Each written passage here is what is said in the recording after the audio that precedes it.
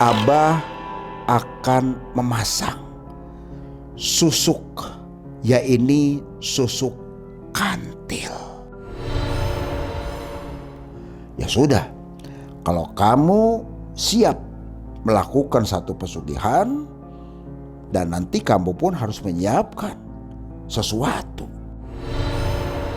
Badannya itu adalah kerbau, tapi kepalanya kepala manusia, dan bertanduk kiri dan kanan diruncing dengan sorot mata yang merah dan tajam. Matanya liar sekali, menatap. Setelah korban meninggal dunia, keesokan harinya yang beli nasi gulai dan satenya Pandi pun luar biasa.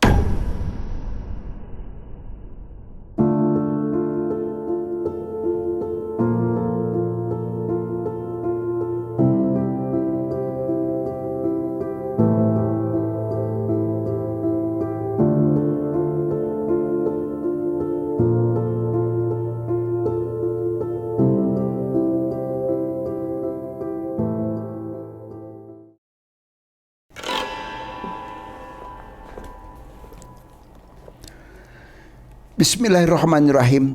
Assalamualaikum warahmatullahi wabarakatuh. Sobat Mengulas Malam dimanapun berada, baik yang ada di alam nyata maupun di alam gaib, semoga kita semua selalu ada dalam lindungan Allah Subhanahu wa Ta'ala. Di kesempatan malam hari ini, Abah akan menceritakan satu kisah yang dibagikan oleh salah seorang sobat Mengulas Malam, yaitu Saudara Ahmad. Seluruh nama, karakter serta lokasi sengaja Abah samarkan untuk menjaga satu privasi yang tidak diinginkan kelak di kemudian hari.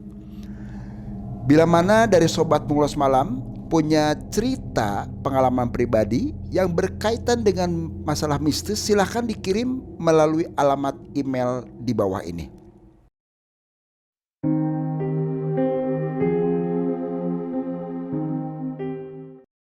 Kisaran tahun 2005, hiduplah seorang pemuda di salah satu pinggiran kota. Sebut saja dia Pandi, kala itu usia kisaran 18 tahun.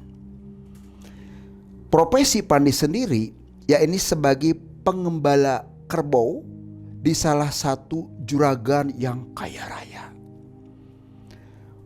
Pandi bekerja dari mulai pagi jam 7 sampai sore kisaran jam 4. Alhamdulillah, Pandi diberikan satu kepercayaan karena Pandi jujur, punya tanggung jawab, dan dia sendiri orangnya betul-betul hemat banget. Dari dasar itulah juragannya mempercayai penuh kepada Pandi. 1 tahun, 2 tahun, seiring perjalanan waktu, tidak terasa usia Pandi pun sudah menginjak 20 tahun. Ada satu keinginan dari Pandi, merasa dia terhinakan, tersakiti. Dia dilahirkan dari keluarga yang tidak kaya, dari golongan ekonomi yang bawah. Sampai Pandi pun berkeinginan untuk hidup bisa mandiri.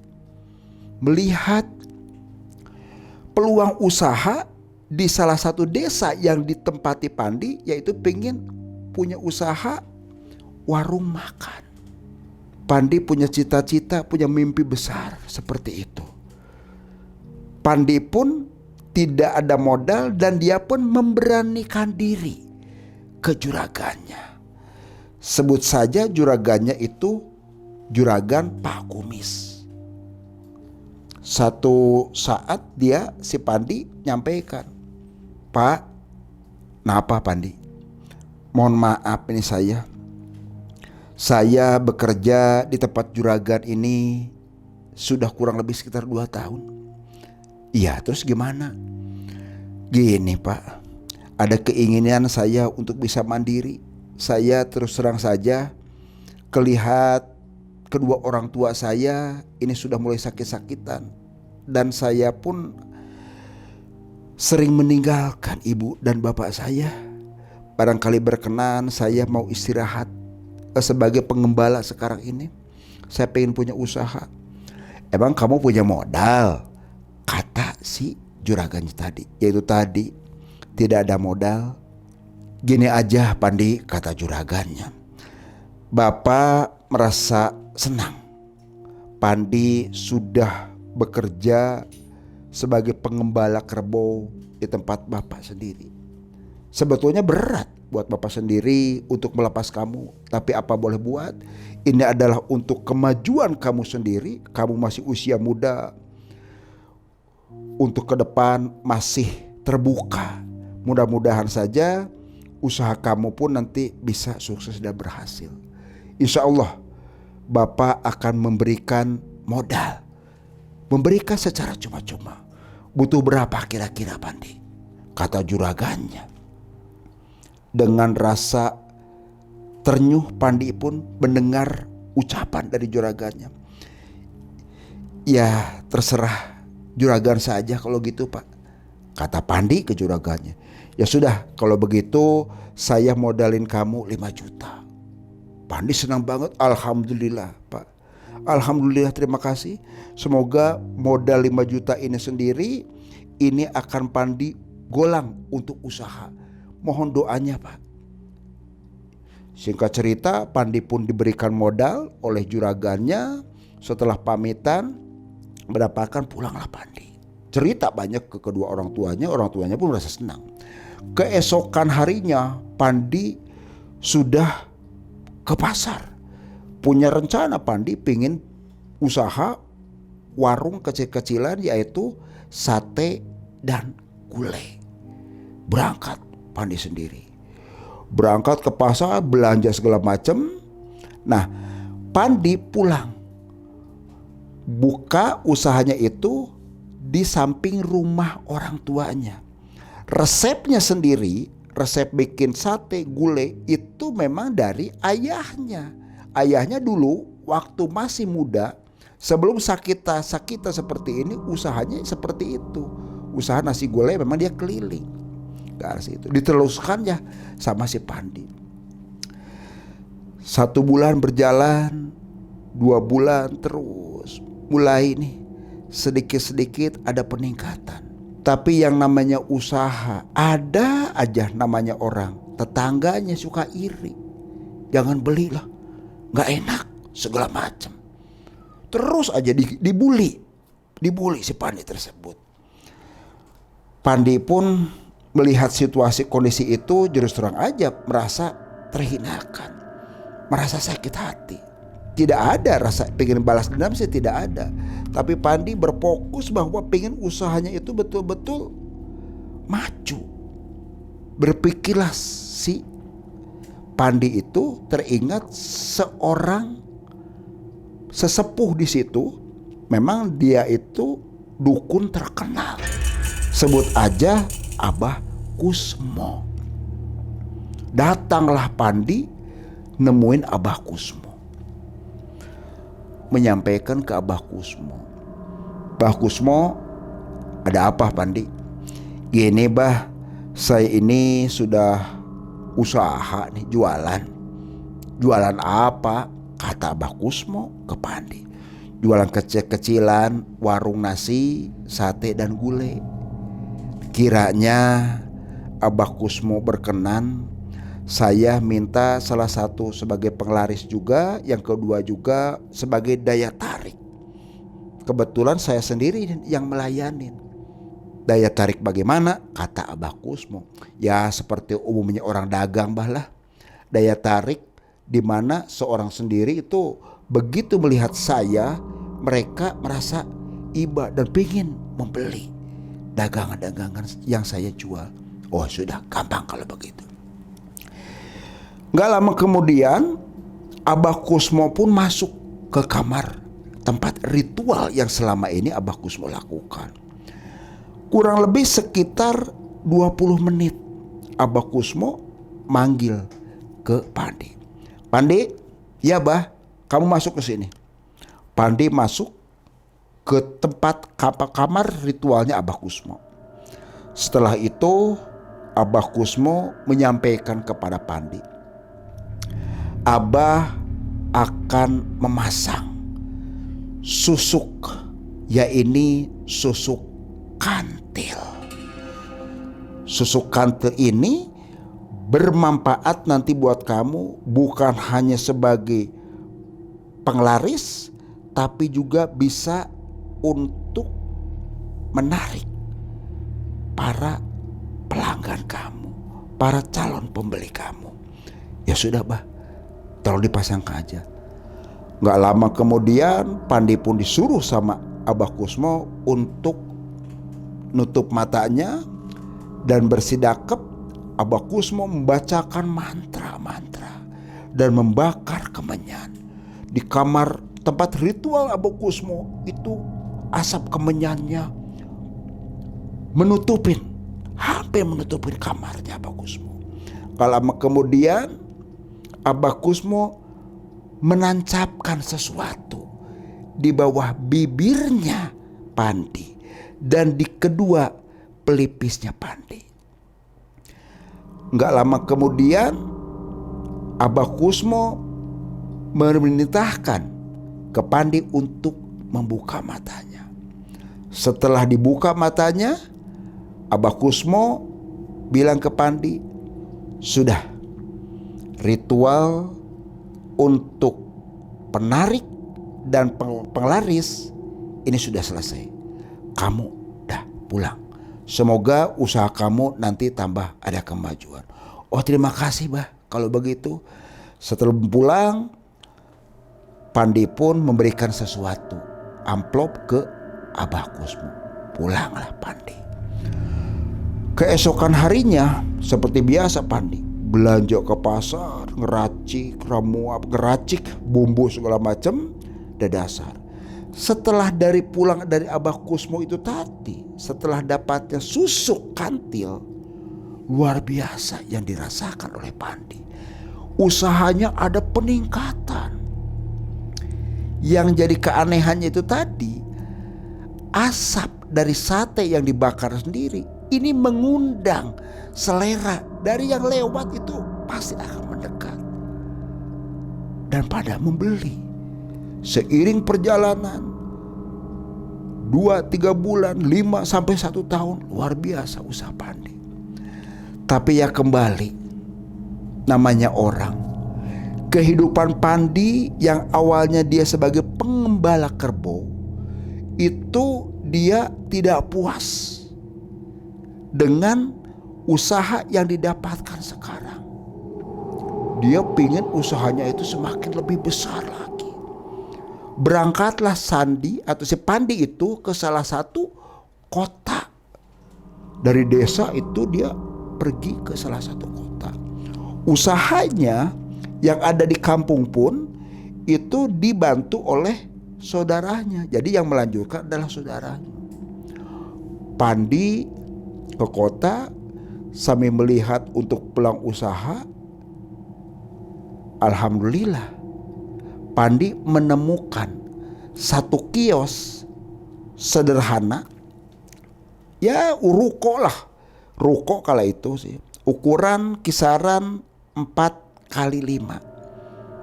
Ada tulisan dijual.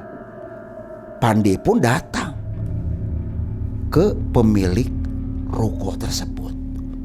Sebut saja namanya Pak Haji Yudi. Ketemu dengan Pak Haji Yudi.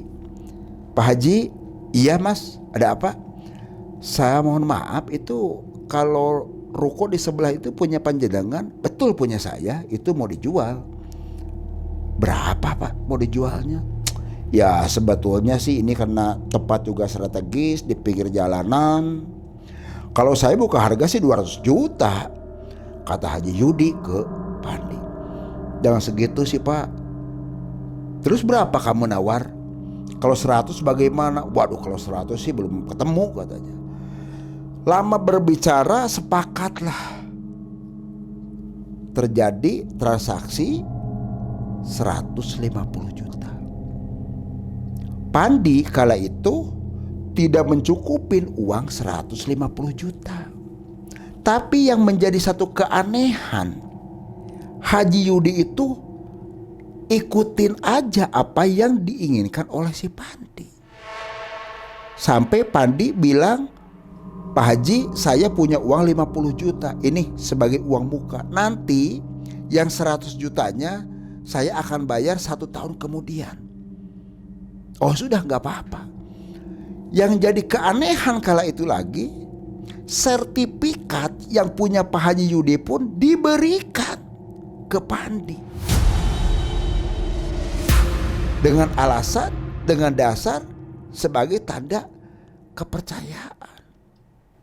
Dia tidak menyadarin Pak Haji Yudi kalau Pandi itu sudah memasang susu kantil. Merasa iba kala itu dan percaya penuh kepada Pandi Haji Yudi. Singkat cerita, Pandi pun ini sudah mulai buka usaha. Dan dia pun mencari karyawan, ya tidak jauh tetangga-tetangga di sekitaran rukonya Pak Haji Yudi tadi. Dibantu kisaran 4 orang kala itu. Perjalanan terus, namanya usaha. Awal pasti kan bertahap. Seiring perjalanan waktu 2 bulan, 3 bulan naik terus. Sampai 1 tahun. Ada peningkatan. Pak Haji Yudi nagih ceritanya ke Pandi karena sudah melebihi jatuh tempo. Datang, Pandi, ya Pak Haji gimana? Ini gimana ini? Katanya 1 tahun kamu mau bayar 100 juta. Terus kamu kan rencana mau nyicil tempo hari. Minimal 3 bulan sekali kamu mau masuk uang. Saya terus terang aja ini lagi butuh uang banyak untuk usaha saya. Kebetulan Haji Yudi sendiri ini usahanya dia dengan istrinya buka bengkel motor, servis dan onderdil motor di situ. Didesak terus sama Pak Haji Yudi. Pandi pun meminta waktu lagi ke Pak Haji Yudi supaya apa? Nanti kalaupun ada uang sudah cukup akan segera dilunasin. Pokoknya saya tidak mau tahu, kamu harus segera bayar. Selesaikan permasalahan ini. Pandi setelah kehadiran dari Pak Haji Yudi nagih, ini dia pun merasa bingung. Terus terang saja untuk mendapatkan 100 juta usahanya yang sekarang ini memang belum cukup kala itu. Pulanglah dia ke desanya. Ketemu lagi sama Abah Kusmo. Jadi Abah Kusmo ini sendiri dianggap oleh Pandi sebagai guru spiritualnya. Usahanya yang di kota itu dijalankan tetap oleh anak buahnya. Ketemulah cerita singkatnya dengan Abah Kusmo. Abah Kusmo nanya, gimana usaha kamu sekarang? Katanya sudah pindah di kota. Iya bah, sudah usaha di kota, cuma ini kembali ada sedikit masalah. Masalah apa? Kata Abah Kusmo. Gini bah, saya tuh terus terang ngambil ruko, memang ya kecil lah, 150 juta. Saya baru kasih DP 50 juta. Ini yang punyanya bah nagih terus ke saya. Berapa sisanya? Ya 100 juta bah. Uang 100 juta memang belum cukup buat saya bah. Terus bagaimana? Bah, saya tuh sering melihat tamu yang ke Abah. Waktu saya masih ada di desa, banyak orang yang suka ritual di tempat Abah. Terus terang saja, saya pernah bertanya, Abah bisa memfasilitasi seseorang yang sedang kepepet untuk melakukan satu pesugihan. Saya terus terang saja tertarik bah untuk melakukan satu pesugihan. Kata Pandi ke Abah Kusmo. Ya sudah, kalau kamu siap melakukan satu pesugihan, dan nanti kamu pun harus menyiapkan sesuatu, yaitu ritual yang harus dilakukan secara bertahap. Dan jangan lupa nanti kamu pun setiap minimal 6 bulan sekali harus datang ke sini untuk lakukan disipuh, meningkatkan satu apa yang pernah Abah tanam, susu kantil pun tetap kamu supaya tetap bertahan, dan pesugihan pun kamu akan tetap ada di tubuh kamu sendiri. Ya sudah, Bah, kalau begitu saya siap. Setelah siap segala macam, ya sudah, nanti kisaran jam 8 malam kita datang saja nanti ke salah satu bukit yang tidak jauh dari sini. Singkat cerita, jam menunjukkan pukul 8 malam, Abah Kusmo pun mengajak si Pandi ke salah satu bukit yang tidak jauh dari rumahnya Abah Kusmo. Ternyata di situ ada guha yang cukup besar. Ritual lah dilakukan oleh Abah Kusmo. Asap kemenyan dan juga dupa ini sudah mulai dibakar, terus mengeluarkan asap terus. Abah Kusmo membacakan mantra-mantra. Nggak lama kemudian itu terasa kala itu ada angin yang besar sekali. Angin besar, dan angin tersebut dirasakan oleh si Pandi. Pandi pun merasa merinding kala itu. Nggak lama kemudian dari angin tersebut hadirlah satu sosok yang bikin merinding dan kaget buat si Pandi. Satu sosok siluman kebo putih. Badannya itu adalah kerbau, tapi kepalanya kepala manusia, dan bertanduk kiri dan kanan diruncing dengan sorot mata yang merah dan tajam. Matanya liar sekali, menatap ke Abah Sukmo dan juga ke Pandi. Tidak ada pembicaraan di situ. Cuma gak lama kemudian, kurang lebih sekitar 20 menit kehadiran sosok siluman kebo putih tersebut. Gak lama kemudian kebo putih pun hilang kembali. Abah Sukmo langsung mengingatkan kepada Pandi bahwasanya ritual malam hari ini sudah selesai. Persembahan kamu ini sudah diterima. Dan ingat, nanti kamu harus menyiapkan kamar kosong. Dan tidak boleh ada yang masuk terkecuali kamu sendirian. Setelah memahami gitu, pulanglah Pandi diantar Abah Sukmo ke rumahnya. Pamitanlah si Pandi tersebut dan balik lagi ke kota. Udah di kota, dia nyiapkan tempat khusus untuk kamar. Kebetulan kamar atau rukonya tersebut yang awalnya kecil, setelah lakukan ritual pesugihan, usahanya itu makin lama makin pesat dan berkembang terus. Yang jadi keanehan, setelah lakukan ritual 3 bulan pertama, itu ada kecelakaan tunggal persis di depan rukonya si Pandi. Korban sampai meninggal dunia. Setelah korban meninggal dunia, keesokan harinya yang beli nasi gulai dan satenya Pandi pun luar biasa, terus bertambah.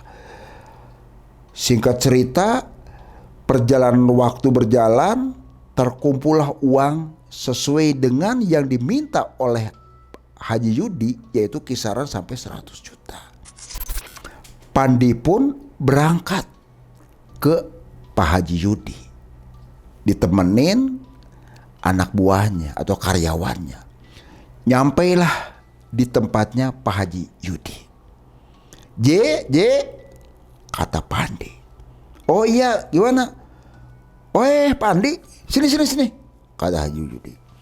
Sebetulnya terus terang saja, dia itu si Pandi gemet, sakit hati karena merasa ditagih terus-terusan.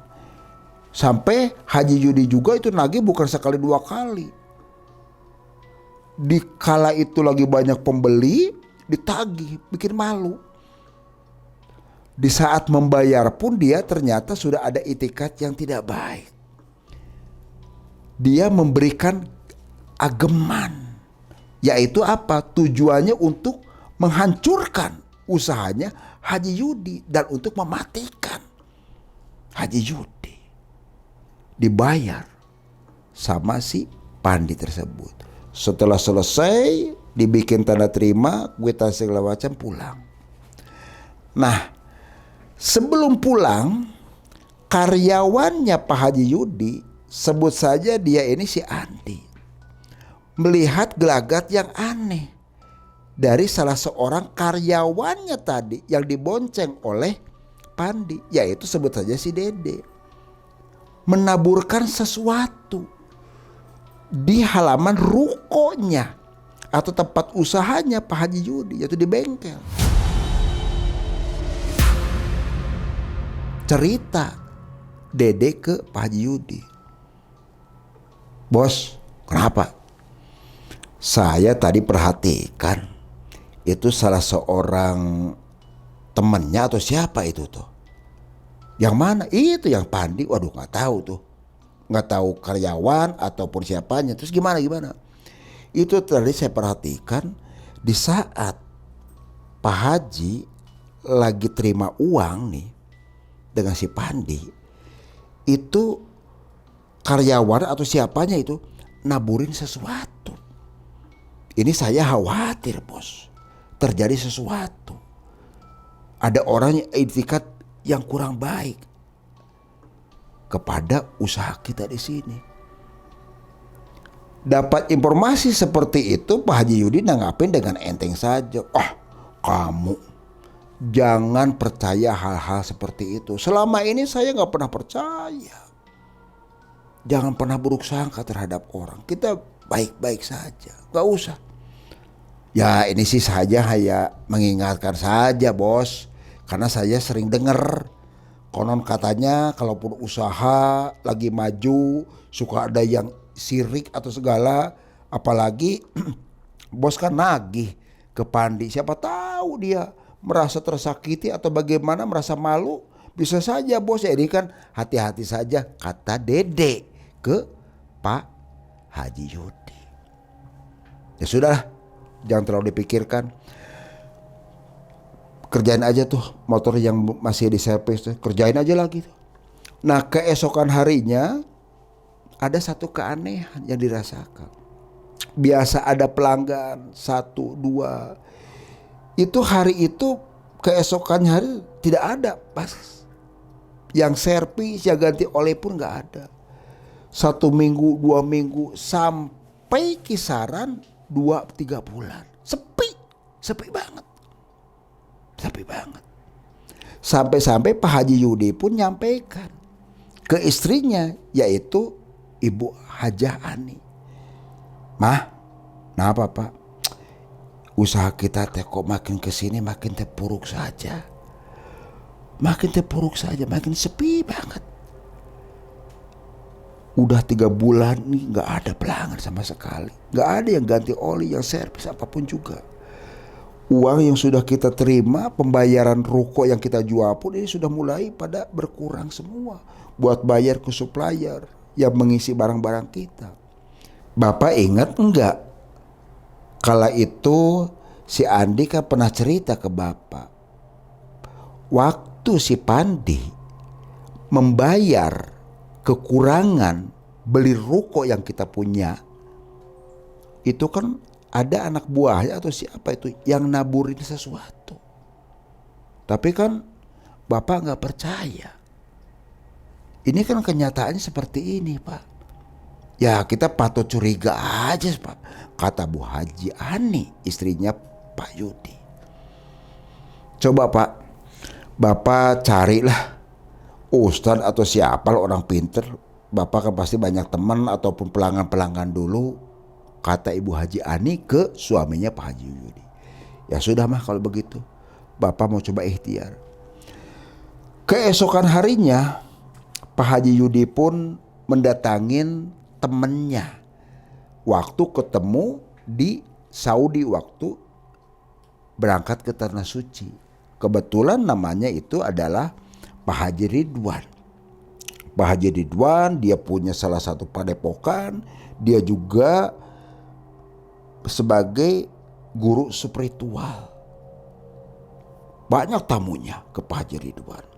Datang Pak Haji Yudi ke Pak Haji Ridwan sebagai temannya, dipersilahkan masuk. Karena banyak tamu, masih banyak tamu, Pak Haji Yudi pun ngingetin, udah nanti aja, nanti kita ngobrol, ada obrolan khusus, kata Pak Haji Yudi ke Pak Ridwan tadi. Ya sudah, kurang lebih sekitar 2 jam selesai, barulah Ridwan atau Ustaz Ridwan itu ketemu dengan Pak Yudi. Ada apa ini? Tumben-tumben ini kesini, kata Ustaz Ridwan ke Pak Haji Yudi. Gini Ji, saya tuh usaha sepi banget. Aneh saya tuh. Oh begitu. Bentar ya, saya coba lihat dulu katanya. Nggak tahu lihat gimana itu Pak Ustadz Ridwan merem segala macam, tutup matanya, kurang lebih sekitar 10 menitan baru menjelaskan. Ji, ini kalaupun yang saya terawang, apa kamu punya musuh selama ini? Pak Haji Yudi pun jawab, saya gak pernah musuh. Gak punya saya, gak punya musuh saya. Enggak, ini ada satu keanehan ini. Apakah kamu sendiri pernah ada percekcokan enggak? Apakah kamu pernah menyakiti seseorang enggak? Kata Ustadz Ridwan ke Pak Haji Yudi. Kalau percekcokan sih sebetulnya sih enggak ada. Cuma memang saya pernah menagih. Saya kan menjual ruko ke salah seorang. Wajar dong kalau yang namanya orang hutang, saya harus nagih, harus ngingetin. Karena kalau tidak diingetin kan dosa saya juga. Ya betul. Tapi ternyata orang tersebut tidak terima, kata Ustadz Ridwan ke Pak Haji Yudi. Berpikirlah Haji Yudi, waduh, jangan-jangan si Pandi ya Ustadz. Ya itulah orangnya, kata Ustadz Ridwan. Gak lama kemudian, terus gimana nih solusinya nih Ustadz seperti ini? Ya sudah, harus dibereskan, harus dibersihkan tempat usaha kamu itu. Nanti sekalian kita juga pengen tahu nanti usahanya dari si Pandi tadi seperti apa sebetulnya. Ya sudah, berangkatlah dibawa Ustadz Ridwan ke rumahnya Pak Haji Yudi. Begitu mau nyampe ke rukonya Pak Haji Yudi, ini terasa ada satu energi yang bertolak belakang. Terlihat usahanya atau rukonya Pak Yudi itu seperti ada gelap, ada yang gak beres. Pak Ustadz Ridwan nyampaikan ke Haji Yudi, Ji benar kan, ini ada sesuatu yang gak beres. Ada sesuatu yang gak beres. Cuma kembali ini, saya pun ini merasa pening banget. Bahkan tadi sempat saya mau mual, mau muntah. Ini istimewa banget ini. Istimewa bagaimana? Kata Pak Haji Yudi ke Pak Ustadz Ridwan. Ini pegangannya tinggi banget Ji. Saya gak mampu ini, terus terang aja gak mampu. Waduh, terus gimana ini? Tolong sih, masa dengan teman sendiri gak bisa bantu Ustadz? Kata Pak Yudi mendesak ke Ustadz Ridwan. Hampura Ji, kalau saya paksakan nanti resikonya nyawa saya melayang. Kalaupun Haji mau membayar berapapun saya gak siap. Gak siap. Coba cari aja lagi yang lain. Ya sudah kalau begitu, insya Allah mungkin nanti saya akan cari yang lain. Sebelum pulang, Pak Ustadz Ridwan ini memberikan sesuatu ke Haji Yudi berupa minyak. Nyampaikan, nih Haji, minyak ini coba nanti kamu pakai. Dipakainya itu dioleskan di pelipis mata kamu kiri dan kanan. Kamu datang nanti, buktikan dengan mata kamu sendiri usahanya Pandi tersebut. Coba lihat. Oh begitu, ya sudah, nanti saya akan coba. Pulanglah Ustadz Ridwan dan Pak Haji Yudi pun nerima minyak tersebut. Keesokan harinya kisaran jam 9 pagi berangkat Pak Haji Yudi ke tempat usahanya si Pandi. Rame banget usahanya. Nasi, gulai, sate sendiri. Aduh, itu yang bikin tergiur itu asapnya. Kepulan asapnya. Ngantri banget.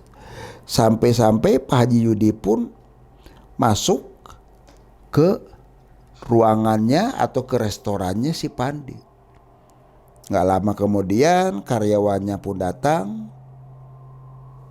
Pesenlah nasi dan gulai.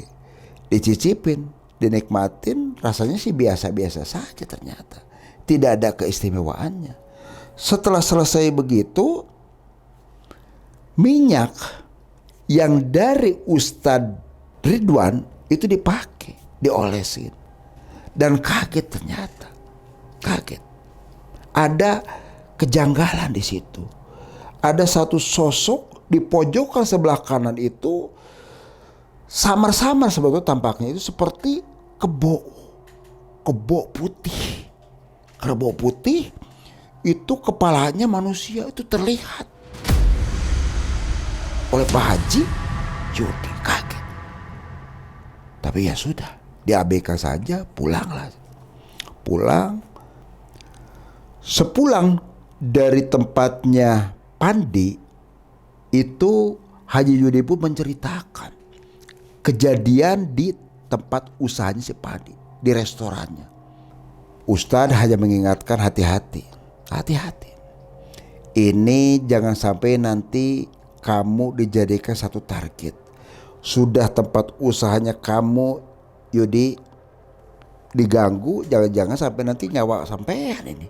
Ya kita sih jaga-jaga saja. Oh jangan seperti itu, kata Haji Yudi ke Ustadz. Ya ini sih kita cuma jaga-jaga saja. Ya sudah kalau begitu. Seiring perjalanan waktu, usahanya Haji Yudi pun bukan ada peningkatan, makin menurun. Seiring perjalanan waktu, karena usia ini sudah mulai sakit-sakitan. Nah singkat cerita, usahanya Pandi ini semakin hari semakin terus berkembang. Teringat dia setiap 6 bulan sekali si Pandi pun harus datang menemuin yaitu Abah Kusmo untuk melakukan penyipuhan. Sepulang dari Abah Kusmo, usahanya semakin lama semakin berkembang.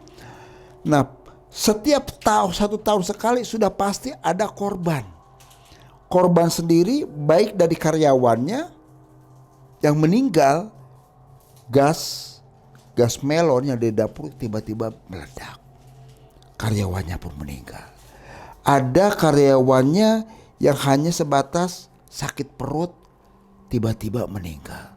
Bahkan pernah kejadian lagi tabrakan tunggal ini sampai meninggal dunia. Seperti itu aja kejadian. Ya ini bikin aneh.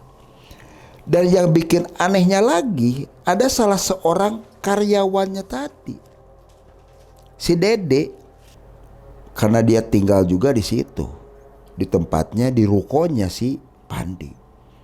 Setiap malam Jumat Kliwon, ini si Pandi itu masuk ke kamar khusus, penasaran si Dede. Bos saya itu kalau setiap malam Jumat Kliwon ada apa ini kesini? Diintip ceritanya. Diintip.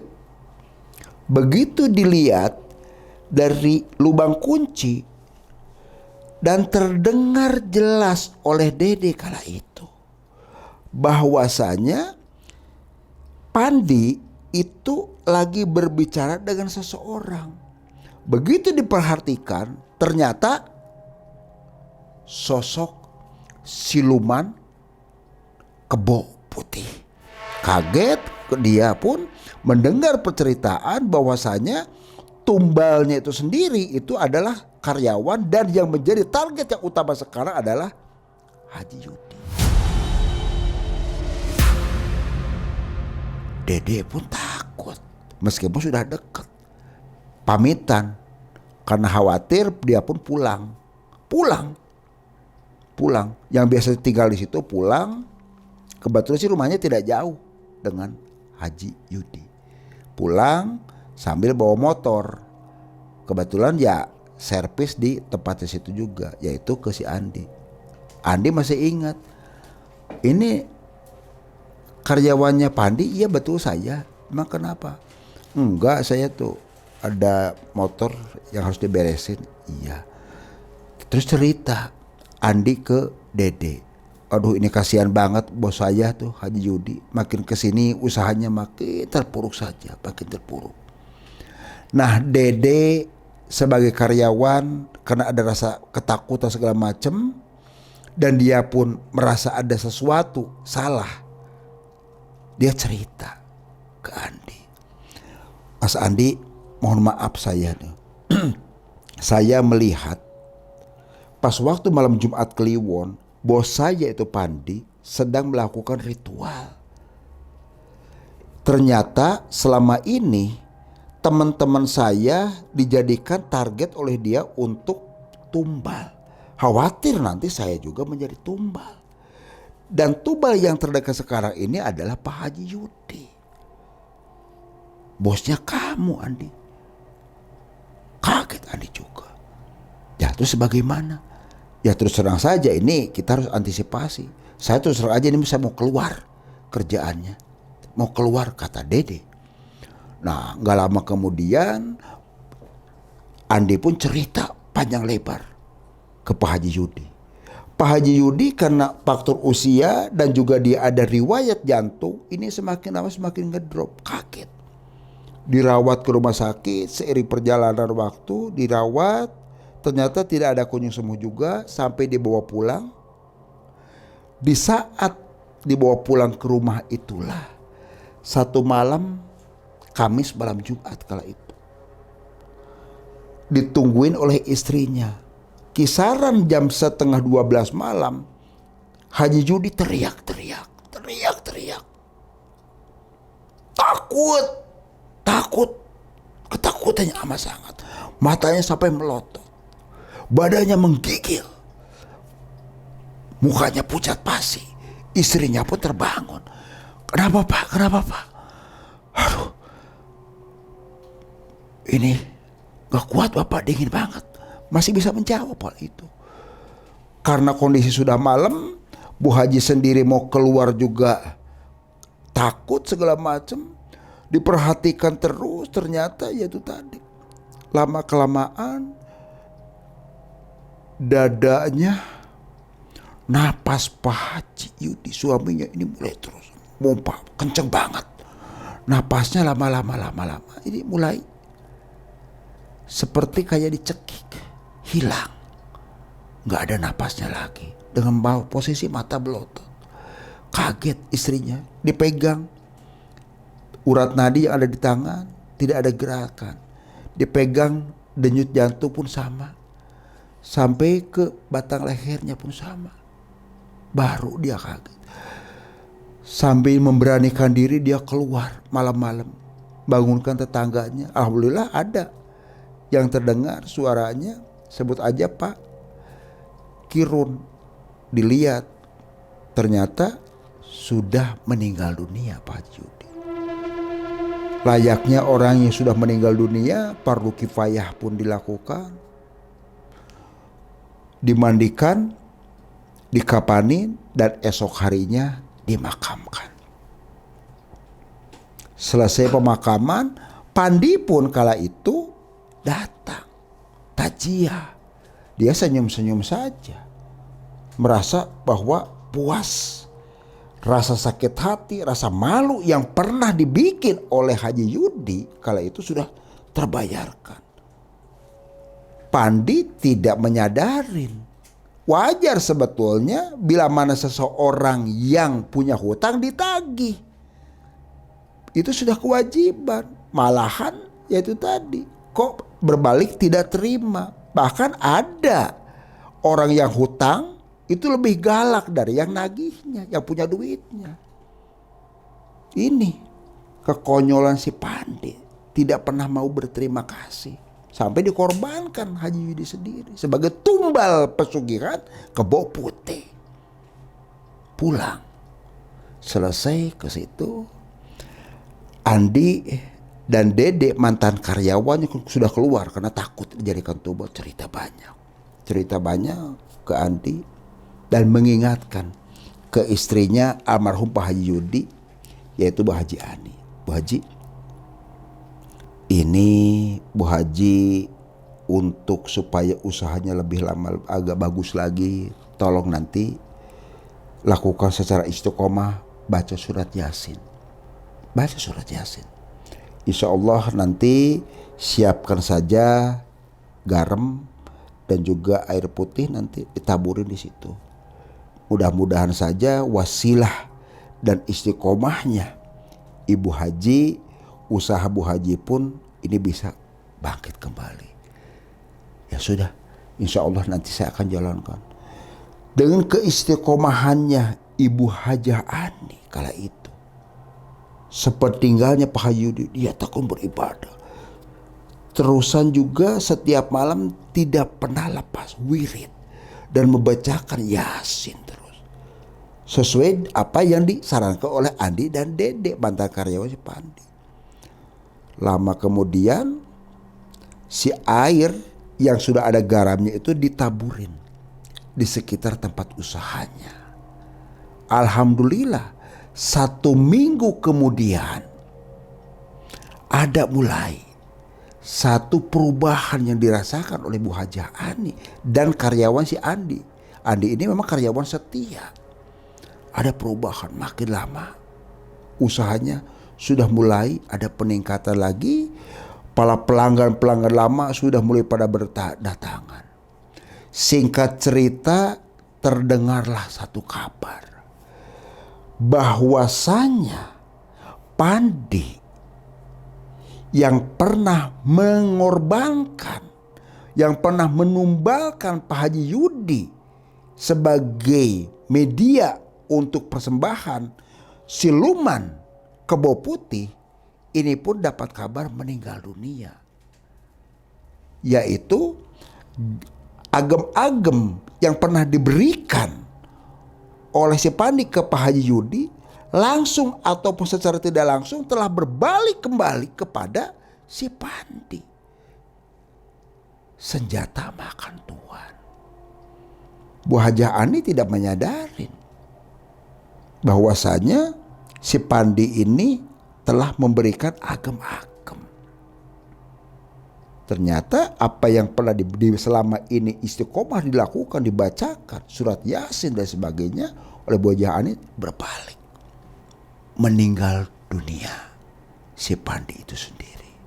Seiring perjalanan meninggalnya dunia si Pandi karena usaha didasari oleh yang tidak benar, rakus segala macam, sepi dan sampai bangkrut, pailit, sampai gulung tikarnya.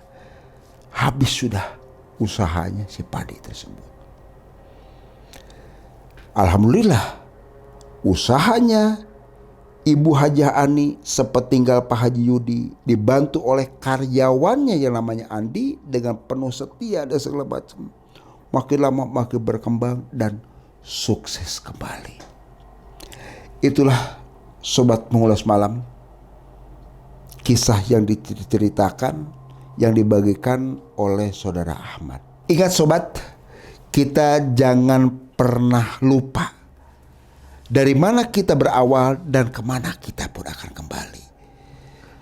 Si Pandi yang berawal dari seorang pengembala, sampai dia pun diberikan satu kepercayaan oleh si bosnya tadi, oleh juragannya. Tapi karena dia ingin mendapat suatu harta yang berlebih, mengambil satu jalan pintas, jalan yang sesat, dan kembali tentunya dirasakan oleh Pandi itu sendiri. Ingat sobat, jangan pernah takut jin dalam bentuk apapun, geprek dengan keimanan dan ketakwaan kita kepada Allah Subhanahu wa taala. Ingat, kamu tidak sendirian. Wassalamualaikum warahmatullahi wabarakatuh.